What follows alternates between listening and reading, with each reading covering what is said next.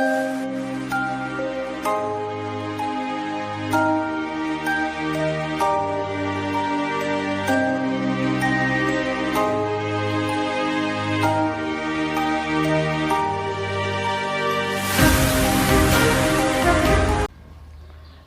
बच्चों, विद्यालय की ऑनलाइन क्लास में आपका स्वागत है। आज तक की ऑनलाइन क्लास में हम कक्षा 12 के भौतिक विज्ञान विषय में चैप्टर 3 का अध्ययन कर रहे हैं। चैप्टर 3 में पिछली क्लास में हमने विद्युत विभव तथा वैद्युत स्थितिज ऊर्जा को समझा था कि इसका फॉर्मेशन कैसे होता है और इसे किस प्रकार से समझा जाएगा।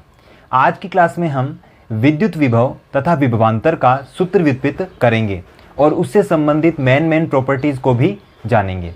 तो आइए शुरू करते हैं विद्युत विभव तथा विभवांतर।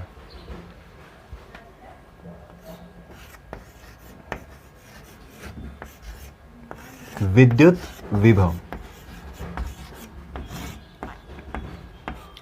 सबसे पहले हम थोड़ा रिवाइज कर लेते हैं पिछली क्लास में हमने क्या किया था। पिछली क्लास में मैंने आपको यह बताया था कि यदि कोई आपके पास आवेश है तो उसके चारों तरफ एक विद्युत क्षेत्र होगा, और यदि इस विद्युत क्षेत्र में आप अनंत से या किसी स्थान से दूसरे आवेश को लेके आएंगे, अर्थात किसी विद्युत क्षेत्र में यदि एक परीक्षण आवेश को आप एक स्थान से दूसरे स्थान पर क्या करते हैं, विस्थापित करते हैं, तो उसके अंदर आपको क्या करना पड़ेगा, प्रतिकर्षण बल के विरुद्ध क्या करना पड़ेगा, कार्य करना पड़ेगा। और जो कार्य किया जाएगा उसे ही हम क्या कहेंगे, विद्युत विभव कहेंगे। और जो किया गया कार्य है उस रिपल्सिव या प्रतिकर्षण फोर्स के कारण क्या होगी, ऊर्जा क्या होगी, खर्च होगी। वह नष्ट न होकर उस बिंदु पर जहां तक आप आवेश को लेके आ रहे हैं स्थितिज ऊर्जा के रूप में कन्वर्ट हो जाएगी। ये हमने पिछली क्लास में पढ़ा था। थोड़ा हम डायग्राम से समझते हैं। जैसे मान लेते हैं आपके पास एक Q आवेश है और इस आवेश के चारों तरफ एक इलेक्ट्रिक फील्ड है। इस प्रकार से यहां हमने इलेक्ट्रिक फील्ड को ड्रॉ कर लिया है।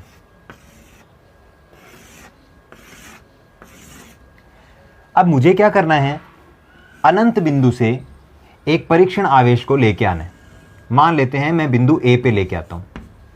तो जब मैं इस विद्युत क्षेत्र E के अंदर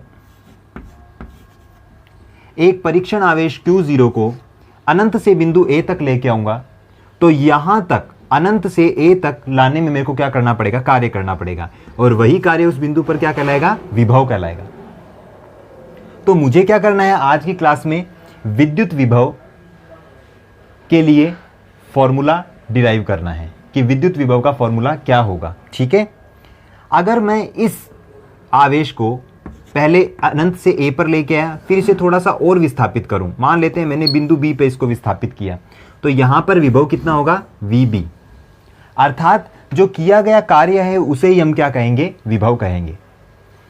तो मैं कहूं कि A बिंदु पर विभव अधिक है या B बिंदु पर विभव अधिक है, तो आप ये कहेंगे VB is greater than VA, क्योंकि यहां से यहां तक कार्य ज्यादा किया गया है और यहां से यहां तक कार्य कम किया गया है। तो B बिंदु पर विभव ज्यादा होगा और A बिंदु पर विभव कम होगा। That is VB is greater than V। ये हम पिछली क्लास में पढ़ चुके थे। अब हम विद्युत विभव, विद्युत स्थितिज ऊर्जा, इनका क्या करेंगे, सूत्र व्युत्पत्ति करेंगे। जैसे मान लेते हैं आपके पास एक Q आवेश है, मान लेते हैं आपके पास Q आवेश है और मैंने इसको लिया है प्लस, और मैं यहां पर एक लाइन ड्रॉ कर लेता हूं इस प्रकार से। तो ये जो प्लस Q आवेश है उसके कारण विद्युत बल रेखाएं बाहर की तरफ निकलेगी, क्योंकि प्लस Q आवेश क्या होता है, विद्युत बल रेखाओं का स्रोत होता है।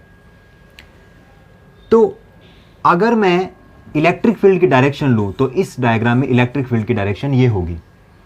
और अब मुझे क्या करना है, यहां पर एक मैं परीक्षण आवेश रख देता हूं। मान लेते हैं Q0 एक परीक्षण आवेश है। अब इस Q0 परीक्षण आवेश को मैं क्या करता हूं, अल्प विस्थापित करता हूं एक स्थान से दूसरे स्थान पर। मान लेते हैं मैंने इसको यहां से यहां तक विस्थापित किया, इस प्रकार से कितना दूरी तक, dr दूरी तक विस्थापित किया। अर्थात इस आवेश के इलेक्ट्रिक फील्ड में मैं क्या कर रहा हूं, इस परीक्षण आवेश को एक स्थान से दूसरे स्थान पर विस्थापित कर रहा हूं। अर्थात मुझे क्या करना पड़ेगा, कार्य करना पड़ेगा। तो यहां पर अल्प कार्य कितना होगा, dw। अब आप देखिए, यदि मैं इस परीक्षण आवेश को बिंदु A से और बिंदु बी तक विस्थापित करूं, तो मेरे को कार्य कितना करना पड़ेगा, ए टू बी, जबकि यहां से यहां के लिए मेरे को कार्य कितना करना पड़ेगा, डी आर दूरी के हिसाब से। तो पहले मैं क्या करूंगा, मेरा जो रिजल्ट है वो अल्प विस्थापन के लिए निकालूंगा, फिर इसके ऊपर समाकलन की लिमिट लगाकर, ए से बी तक की लिमिट निकालकर कुल कार्य ज्ञात मैं कर लूंगा। ठीक है, तो अभी इस कंडीशन में प्लस क्यू आवेश आपका स्रोत आवेश है और इसके इलेक्ट्रिक फील्ड में परीक्षण आवेश को मैंने कितना विस्थापित किया है, डी आर दूरी तक विस्थापित किया है। तो इस परीक्षण आवेश पर जो इलेक्ट्रिक फील्ड लग रहा है वो इस डायरेक्शन में लग रहा है, आपको पता है। तो ये आवेश क्या करेगा, इस इलेक्ट्रिक फील्ड के कारण क्या करेगा, एक विद्युत बल का अनुभव करेगा और उसका फॉर्मूला कितना होगा, F is equal to Q0E, और इसकी डायरेक्शन इधर होगी। अब आप इसको इधर लाने का प्रयास कर रहे हैं, चूंकि ये प्लस आवेश है और परीक्षण आवेश हमेशा क्या होता है, एकांक धनावेश होता है। तो आप क्या करेंगे, इस धनावेश को धनावेश के पास में लेके आएंगे। आप इसको इधर लाने का प्रयास कर रहे हैं और वो उसको उधर क्या कर रहा है, रिपेल कर रहा है। अर्थात आपको प्रतिकर्षण बल के विरुद्ध क्या करना पड़ेगा, कार्य करना पड़ेगा। तो ये तो इसकी हो जाएगी थ्योरी। अब मैं क्या करता हूं, कार्य का फॉर्मूला अप्लाई करता हूं अल्प विस्थापन डी आर के लिए।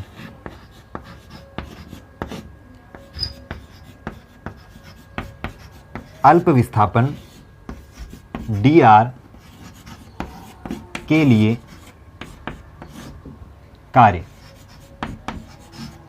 कार्य कितना होगा, डी डब्ल्यू, कार्य का फॉर्मूला कितना होता है, बल इंटू विस्थापन, एफ डॉट डी आर। और आपको पता है कार्य होता है वो दो सदिश राशियों का अदिश गुणा ही होता है। अब यहां पर चिन्ह किसका आएगा, माइनस का आएगा। क्यों, क्योंकि जो यहां पे कार्य हो रहा है वो क्या हो रहा है, प्रतिकर्षण बल के विरुद्ध कार्य हो रहा है, तो विरुद्ध के लिए यहां पर माइनस का चिन्ह आ जाएगा। ठीक है, तो यहां पर मैं लिख देता हूं, जो माइनस साइन है वो किसके लिए आ रहा है, रिपल्सिव फोर्स के लिए, रिपल्शन के लिए आ रहा है। ठीक है, अब यहां पर आपको पता है F कौन सा बल है, इलेक्ट्रिक फोर्स है, विद्युत बल है, तो इसकी वैल्यू हम यहां पर रख देंगे। इलेक्ट्रिक फोर्स की वैल्यू कितनी हो जाएगी, माइनस का Q not E dot D are. अर्थात ये जो कार्य है केवल इस विद्युत क्षेत्र के अंदर हम क्या कर रहे हैं, अपने परीक्षण आवेश को डी आर दूरी तक विस्थापित कर रहे हैं, तो उसके लिए किया गया कार्य का सूत्र है। आप इसे नोट कर सकते हैं। ये जो किया गया कार्य है वह डी आर दूरी तक आपने क्या किया है, परीक्षण आवेश को विस्थापित करने में किए गए कार्य को ज्ञात किया है। यदि आप परीक्षण आवेश को ए से बी तक विस्थापित करें, ए से बी तक विस्थापित करें, तो इस इलेक्ट्रिक फील्ड में परीक्षण आवेश को प्रतिस्थापित करने में जो किया गया कुल कार्य होगा वह कैसे ज्ञात किया जाएगा, इसका हम क्या कर देंगे, समाकलन कर देंगे। और हम लिमिट कहां से कहां लगा देंगे, ए से बी, ए से बी। तो हमारे पास सूत्र डी डब्ल्यू का समाकलन कितना हो जाएगा, W that is Q zero constant है माइनस क्यू नॉट एंड समाकलन ए से B and E dot D R.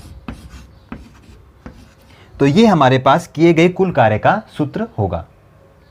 अब यदि मैं इसी चीज को स्थितिज ऊर्जा के पद में लिखूं तो ये कैसे लिखा जाएगा, क्योंकि आपको पता है कि जब परीक्षण आवेश को मैं एक स्थान से दूसरे स्थान पर क्या करूंगा, प्रतिस्थापित करूंगा, तो किया गया कार्य है उससे जो एनर्जी खर्च होगी वो नष्ट ना होकर उस बिंदु पर, जिस बिंदु पर आप इसको लेके आ रहे हैं, स्थितिज ऊर्जा के रूप में कन्वर्ट हो जाएगी। तो यही फॉर्मूला किस में कन्वर्ट हो जाएगा, आपके पोटेंशियल एनर्जी में कन्वर्ट हो जाएगा, क्योंकि जो किया गया कार्य है वही आपकी क्या चीज होगी, पोटेंशियल एनर्जी होगी, और पोटेंशियल एनर्जी को हम U से रिप्रेजेंट करेंगे। तो यहां पर मैं फॉर्मूला लिख दूंगा, U is equal to minus का Q naught A to B E dot D R, A to B E dot D R. अब यदि आप इसको बिंदु ए से बी तक ला रहे हैं तो यहां पर स्थितिज ऊर्जा में परिवर्तन लेना पड़ेगा, बिंदु ए पर स्थितिज ऊर्जा और बिंदु बी पर स्थितिज ऊर्जा। तो यहां पर मैं ऐसे लिख सकता हूं,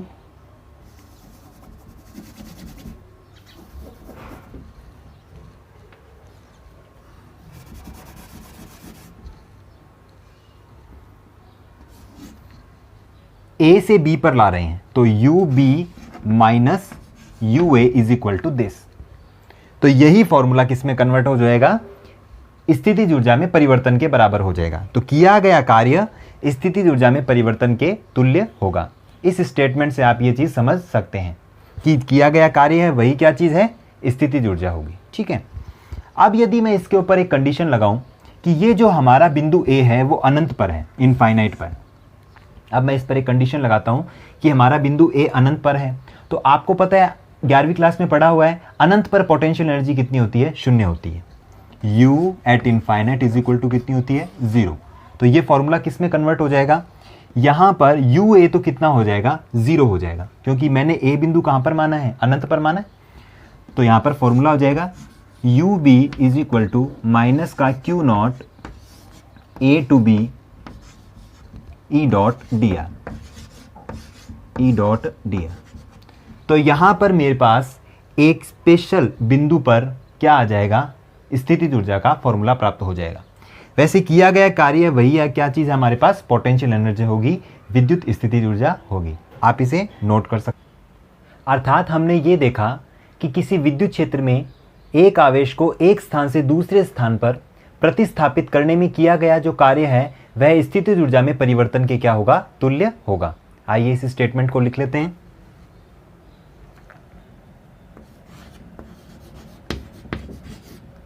किसी विद्युत क्षेत्र E में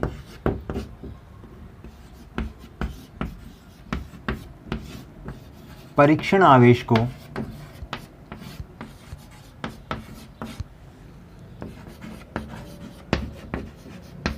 प्रतिस्थापित करने में किया गया कार्य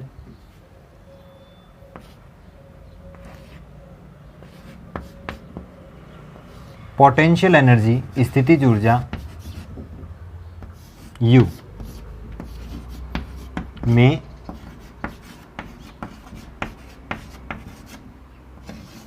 परिवर्तन के बराबर होगा,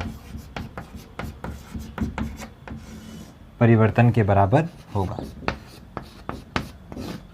तो इस स्टेटमेंट से हम क्या लिख सकते हैं, कार्य कहां से किया, अनंत से कहां तक लेके आए अपन, बिंदु बी तक लेके आए परीक्षण आवेश को। ठीक है, अनंत से बिंदु बी तक लेके आए हैं और जो किया गया कार्य वो कितना हो जाएगा, U B minus U infinite, that is कितना हो जाएगा, U B.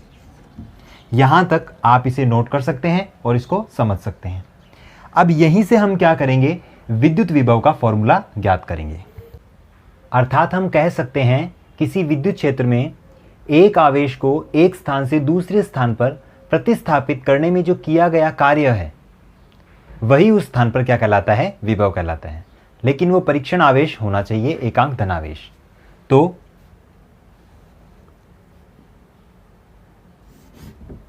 We B minus V A is equal to W A to B divided by Q naught. यहां से आप समझ सकते हैं एकांक परीक्षण आवेश को ए से बी बिंदु तक विस्थापित करने में जो किया गया कार्य है वह उन दोनों बिंदुओं के विभवांतर के क्या होगा, तुल्य होगा। और यदि यहां पर मैं अपना ए पॉइंट इनफाइनाइट पे मानूं तो इसकी वैल्यू कितनी हो जाएगी, 0। तो यहां से V B is equal to V is equal to कितना आएगा, डब्ल्यू अपॉन क्यू नॉट। तो ये हमारे पास क्या हो जाएगा, विभव का क्या हो जाएगा, फॉर्मूला हो जाएगा। किसी एक पर्टिकुलर पॉइंट पर विभव विद्युत विभव कहलाता है और किसी विद्युत क्षेत्र में दो पॉइंट के बीच का जो विभव का अंतर है वह क्या कहलाता है, विभवांतर कहलाता है। क्या कहलाता है, विभवांतर। तो ये आप अच्छे से समझ सकते हैं, कार्य, स्थितिज ऊर्जा, विभव, विभवांतर सभी एक दूसरे से जुड़े हुए हैं और लगभग सभी सेम है, थोड़ा थोड़ा इनमें अंतर है। तो दो पॉइंट्स के बीच का जो डिफरेंस है विभव का वह तो विभवांतर होगा और किसी एक पर्टिकुलर पॉइंट पर विभव है वह क्या हो जाएगा, विद्युत विभव हो जाएगा। तो W अपॉन क्यू नॉट। यहां पर सबसे मेन इंपॉर्टेंट बात यह है कि विभव को ज्ञात करने के लिए आपको क्या करना पड़ेगा, एक रिपल्सिव फोर्स लेना पड़ेगा। रिपल्सिव फोर्स जैसे अगर आप कोई धनावेश लेते हैं और यहाँ पर मेरे पास एक परीक्षण आवेश है और यहाँ पर आप ऋणावेश लेते हैं और यहाँ पर आपके पास परीक्षण आवेश है। यदि आप इस धनावेश को इसके पास में ले जाएंगे तो प्रतिकर्षण बल के विरुद्ध कार्य होगा, लेकिन यदि आप ऋणावेश के लिए बात करेंगे तो धनावेश को ऋणावेश से क्या ले जाना पड़ेगा, दूर ले जाना पड़ेगा, क्योंकि वहाँ पर आकर्षण बल के विरुद्ध कार्य होगा। क्योंकि जब आप इस धनावेश के पास में इस धनावेश को लाने का प्रयास करेंगे तो वो इसको क्या करेगा, रिपेल करेगा, जबकि आप इसको कहाँ लाने का प्रयास कर रहे हैं, इधर लाने का प्रयास कर रहे हैं, तो प्रतिकर्षण बल के विरुद्ध कार्य होगा। जबकि इस धनावेश को आप क्या कर रहे हैं, उधर ले जाने का प्रयास कर रहे हैं, जबकि ये ऋणावेश इसको क्या करना है, आकर्षित करना चाह रहे हैं, तो यहाँ पर आकर्षण बल के विरुद्ध कार्य होगा। तो मेन इंपॉर्टेंट बात यहाँ पर यह है कि विद्युत विभव के लिए कैसा फोर्स होना चाहिए, प्रतिकर्षण बल होना चाहिए। प्रतिकर्षण बल के विरुद्ध ही क्या होगा, कार्य होगा, और या इस केस में कौन सा होगा, आकर्षण बल के विरुद्ध कार्य होगा। प्रतिकर्षण बल के विरुद्ध या आकर्षण बल के विरुद्ध, कहने का मतलब एंटी फोर्स होना चाहिए, आपके आवेश के विस्थापन के विपरीत लगना चाहिए। ठीक है, तो अभी आपने यहां पर विभव का क्या कर लिया, फॉर्मूला ज्ञात कर लिया, W/Q0। इसका एक फॉर्मूला और है। अभी तक हमने ये देखा है कि V = कितना था, W/Q0। अब आपको पता है कार्य का फॉर्मूला आप निकाल चुके हैं। कार्य का फॉर्मूला क्या था, माइनस का Q0 E.dr divided by Q0, अर्थात Q0 से Q0 कैंसिल हो जाएगा। अर्थात विद्युत क्षेत्र के पद में आपके पास विभव का क्या फॉर्मूला होगा, V = माइनस का E.dr। जबकि आपको पता है आपने लिमिट कहाँ से कहाँ लगाई थी, A से B तक। और यदि आप परीक्षण आवेश को कहाँ से कहाँ तक ला रहे हैं, अनंत से बिंदु P तक ला रहे हैं। ठीक, कहाँ से, अनंत से बिंदु P तक, तो ये फॉर्मूला इसमें कन्वर्ट हो जाएगा infinite to P and E.dr। तो यहाँ पर विभव के दो फॉर्मूले हो गए हमारे पास। V = W/Q0 एकांक आवेश पर किया गया कार्य, जबकि यहाँ पर विभव का फॉर्मूला इलेक्ट्रिक फील्ड E के पद में है, और माइनस चिन्ह यहाँ पर ये इंडिकेट कर रहा है कि यहाँ पर रिपल्सिव फोर्स के कारण क्या होगा, कार्य होगा। आप इसे नोट कर सकते हैं। अब हम विद्युत विभव से संबंधित मुख्य बिंदु देखते हैं। मेरे पास फॉर्मूला प्राप्त हुआ है V = W/Q0, तो यहाँ से इसका मात्रक कितना हो जाएगा, कार्य का मात्रक कितना हो जाएगा, जूल, और आवेश का मात्रक कितना हो जाएगा, कूलाम। अर्थात जूल पर कूलाम आपका क्या हो जाएगा, विभव का मात्रक हो जाएगा। इसे ही हम कहते हैं वोल्ट। आपने सुना भी होगा, इसे ही हम कहते हैं वोल्ट। विभव जो है वो एक अदिश राशि है। वो कैसी राशि है, अदिश राशि है, क्योंकि आपको पता है विभव एक प्रकार से क्या है, कार्य ही है इलेक्ट्रिक फील्ड में, तो कार्य होती है वो कौन सी राशि है, अदिश राशि है। ठीक है, आप इसे नोट कर सकते हैं। अब जो नेक्स्ट पॉइंट है वो इसकी विमा पर होगा। इसकी विमा जूल, कार्य की विमा कितनी होती है, मैंने आपको बताई हुई है, M1 L2 T-2, और आपको पता है डिवाइड में क्या है, कूलाम। कूलाम आवेश की विमा कितनी होती है, A1 T1, कितनी होती है, A1 T1। तो ऊपर जाकर A-1 और T-1। तो जब आप इसे सॉल्व करेंगे तो कितना हो जाएगा, M1 L2 T-3 and A-1। ये आपकी कार्य की क्या हो जाएगी, विमा या विमीय सूत्र, जो भी आप इसे कहें, वो आपका फाइंड आउट हो जाएगा। ठीक है, आप इसे नोट कर सकते हैं। हमारे विभव की दो यूनिट्स और हैं, एक सीजीएस में। सीजीएस में भी एक तो इलेक्ट्रोस्टैटिक यूनिट है और एक इलेक्ट्रोमैग्नेटिक यूनिट है, आप उन्हें भी थोड़ा नोटिस करके रखें। तो एमकेएस पद्धति में तो मैंने आपको बता दी कितनी थी, जूल पर कूलाम, दैट इज़ वोल्ट। और यदि आप सीजीएस पद्धति में देखेंगे, सीजीएस सिस्टम में, तो यहाँ पर दो यूनिट्स हैं इसकी। एक तो है इलेक्ट्रोस्टैटिक यूनिट और एक है इलेक्ट्रोमैग्नेटिक यूनिट। इलेक्ट्रोमैग्नेटिक यूनिट, जो आपकी इलेक्ट्रोस्टैटिक यूनिट है उसे हम स्टेट कूलाम बोलते हैं। मैंने आपको चैप्टर नंबर 1 में ही बताया था। तो यहाँ पर CGS में मैं विभव की भौतिक राशि ले रहा हूँ, सॉरी विभव की बात कर रहा हूँ, ठीक है। तो विभव के लिए मेरे को CGS सिस्टम में बात करनी है, तो CGS सिस्टम में एक तो इलेक्ट्रोस्टैटिक मात्रक होगा और एक इलेक्ट्रोमैग्नेटिक मात्रक होगा। इलेक्ट्रोस्टैटिक मात्रक कितना होता है? स्टेट वोल्ट, स्टेट वोल्ट, जबकि इलेक्ट्रोमैग्नेटिक यूनिट में कितना होता है? एब वोल्ट। कितना होता है? एब वोल्ट। ये भी आपके विभव के दो मात्रक हैं, इलेक्ट्रोस्टैटिक में स्टेट वोल्ट और इलेक्ट्रोमैग्नेटिक में एब वोल्ट। अब आपको ये भी पता होना चाहिए कि 1 वोल्ट में 1/300 स्टेट वोल्ट होते हैं। 1 वोल्ट में 1/300 स्टेट वोल्ट होंगे, जबकि 1 वोल्ट में 10⁸ एब वोल्ट होते हैं, एबी वोल्ट। तो ये आपके थोड़ा एक्स्ट्रा में है, आपको जानकारी होनी चाहिए, आपके न्यूमेरिकल सॉल्व करते समय ये आपके पास काम आएगा। 1 वोल्ट में 1/300 स्टेट वोल्ट एंड 1 वोल्ट में 10⁸ एब वोल्ट। तो आप इस चार्ट को नोट कर सकते हैं।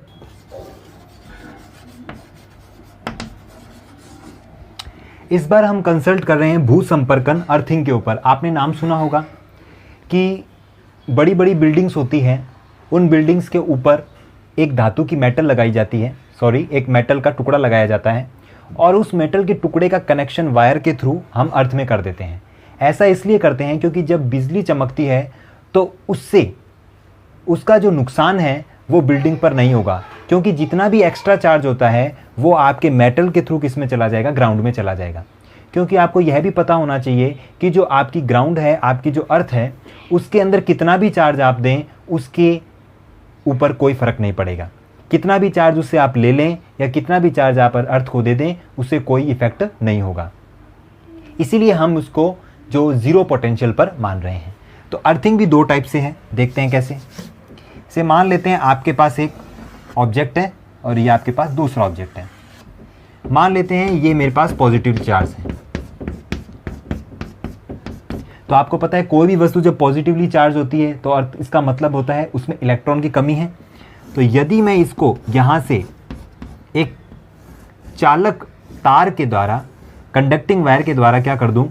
अर्थ कर दूँ, अर्थिंग से जोड़ दूँ, तो क्या होगा? अर्थ के अंदर जो इलेक्ट्रॉन होंगे 1 इलेक्ट्रॉन क्या करेंगे? इसको सप्लाई होंगे। इलेक्ट्रॉन अर्थ से सप्लाई होकर यहाँ पे जाएगा और इसके धीरे धीरे पॉजिटिव चार्ज को क्या करता रहेगा? नेग्लेक्ट करता जाएगा। क्यों? क्योंकि पॉजिटिव का यहाँ पे मीनिंग हमने देखा था इलेक्ट्रॉन की कमी। तो इस प्रकार की ग्राउंडिंग के अंदर हम देखेंगे कि इलेक्ट्रॉन अर्थ से प्रोवाइड होकर किस में जाएंगे? ऑब्जेक्ट में जाएंगे। जबकि मान लेते हैं ये आपकी नेगेटिवली चार्ज ऑब्जेक्ट है और इसको यदि मैं ग्राउंड करता हूँ यहाँ पर एक मेटल वायर के द्वारा, तो इसमें आपको पता है नेगेटिव का मतलब होता है इलेक्ट्रॉन आपके पास ज़्यादा है, एक्सेस में है। तो इसमें क्या होगा कि इलेक्ट्रॉन का स्थानांतरण अर्थ की तरफ होगा। एक एक इलेक्ट्रॉन धीरे धीरे क्या करते जाएंगे? अर्थ की तरफ जाते रहेंगे और तब तक जाएंगे जब तक कि ये क्या ना हो जाए? न्यूट्रल ना हो जाए। तो इस प्रकार से हम अर्थिंग के अंदर देखते हैं। अर्थिंग दो टाइप की हो सकती है, electron this to this and electron object to earth. यहाँ पर एक मेन इंपॉर्टेंट चीज़ और है कि जो हमारा जो विभव या विभवांतर का जो भौतिक मीनिंग क्या है उसे भी हम यहाँ पर कंसल्ट करेंगे। आप इस चार्ट को नोट कर सकते हैं। विभव से ज़्यादा विभवांतर का फिजिकल सिग्निफिकेंस ज़्यादा है। कैसे? जैसे मान लेते हैं आपके पास ये प्लस आवेश है और यहाँ पर आपके पास माइनस आवेश है। यहाँ पर आपके पास उच्च विभव है और यहाँ पर आपके पास निम्न विभव है। निम्न विभव और उच्च विभव। यहाँ पर आपके पास उच्च विभव है और यहाँ पर आपके पास निम्न विभव है। तो वास्तव में क्या होता है कि जब आपको कहीं पर आवेशों को चलाना होता है, आवेशों को चलाने का मतलब है उसको मूवमेंट करवाना होता है, तब आपको क्या चाहिए? विभवांतर की आवश्यकता होगी। क्योंकि आपको पता है जब एक चालक के टुकड़े को, जैसे मान लेते हैं आपके पास एक चालक का टुकड़ा है और आपको पता है इसमें इलेक्ट्रॉन्स हैं। अब जब तक आप इस चालक के टुकड़े को बैटरी से नहीं जोड़ोगे तब तक ये इलेक्ट्रॉन या आवेश चलेगा नहीं। तो इसको चलाने के लिए हम क्या करते हैं, आप इसको बैटरी से जॉइंट करते हैं, प्लस एंड माइनस से, ये आपको पता ही होगा। तो जब आप क्या करते हैं, एक चालक के टुकड़े को बैटरी से संयोजित करते हैं हायर पोटेंशियल लोअर पोटेंशियल पे, और जब आप इसके ऊपर विभवांतर लगाते हैं, इस टुकड़े पर आप क्या लगाते हैं, विभवांतर लगाते हैं, तो विभवांतर लगाने से आपके इलेक्ट्रॉन क्या करने लग जाएंगे, मूवमेंट करने लग जाएंगे, -2 प्लस, जिससे इसमें क्या फ्लो होने लग जाएगी, करंट। इसका मतलब फिजिक्स में, भौतिकी में आपको यदि आवेश को मूवमेंट करवाना है तब आपको क्या चाहिए, विभवांतर चाहिए। दो बिंदुओं पर विभव का क्या चाहिए, अंतर। यदि विभवांतर का मान 0 है तो आवेश गमन नहीं करेगा, और यदि कुछ ना कुछ विभवांतर है तब आवेश चलेगा। अब देखते हैं आवेश कहां से कहां जाएगा। ये पॉजिटिव आवेश है तो ये निम्न वोल्टेज की तरफ जाएगा, इसका मतलब धनावेश के प्रवाह उच्च विभव से निम्न विभव की ओर होता है, और जबकि ऋणावेश होता है वो कहां से कहां प्रतिस्थापित होगा, निम्न विभव से उच्च विभव की ओर क्या होगा, प्रतिस्थापित होगा। तो इस केस में आप देख लीजिए इलेक्ट्रॉन माइनस आवेश है तो इलेक्ट्रॉन कहां चलेगा, प्लस की तरफ जाएगा, उच्च विभव की तरफ जाएगा। और यदि आपको प्रोटॉन को या आपको धनावेश को प्रतिस्थापित करना है तो वह हमेशा उच्च विभव से निम्न विभव की ओर जाएगा, और जो इलेक्ट्रॉन है, ऋणावेश है, वो निम्न विभव से उच्च विभव की ओर गमन करेगा। तो आज की क्लास में आपने विभव और विभवांतर को समझा, उसके सूत्र को व्युत्पत्ति किया और देखा कि इसका फिजिकल सिग्निफिकेंस क्या है। तो विभवांतर का जो भौतिक मीनिंग है वो ये है कि इसकी सहायता से आप क्या कर सकते हो, या इसे आरोपित करके बैटरी की सहायता से या किसी सोर्स की सहायता से आप विभवांतर को आरोपित करके आवेश को क्या करवा सकते हो, मूवमेंट करवा सकते हो। आप ऑनलाइन क्लास रेगुलर लेते रहें।